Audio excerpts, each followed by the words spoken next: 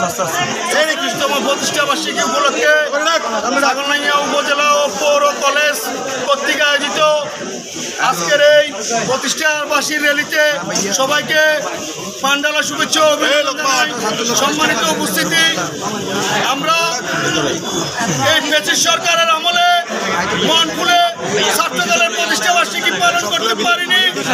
আমরা 2017 সালে এখানে অনেকে আছেন, 2017 সালে আহমদ প্লাজাতে চারতলাতে আমরা প্রতিষ্ঠা বার্ষিকী পালন করেছিলাম।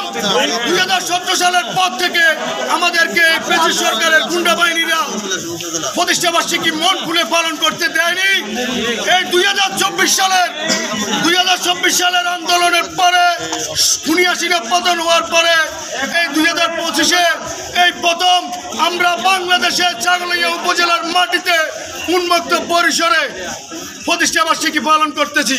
সম্মানিত উপস্থিতি, আপনারা অবগত আছেন আমাদের ফেনী 1 আসনে মুন্সি রফিকুল আলম মজনু ভাইয়ের নেতৃত্বে সবাই বর্তমানে সবাই ঐক্যবদ্ধ আছে, আগামীতে ঐক্যবদ্ধ থাকবে।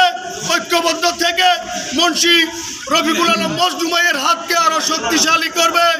আর আমার প্রাণপ্রিয় সংগঠন বাংলাদেশ জাতীয়তাবাদী ছাত্র দলের ছোট ভাইদের উদ্দেশ্যে বলতে চাই, আমরা তো দেখতে দেখতে সিনিয়র হয়ে গেলাম। আগামীতে ছাত্র দলের হাল তোমাদেরকেই ধরতে হবে। আশা করি তোমরা সব সময় ঐক্যবদ্ধ থাকবে। আর এই 15 বছর ইয়ং জেনারেশন যারা আছে তারা আমাদের জাতীয়তাবাদী দল সম্বন্ধে জানে না।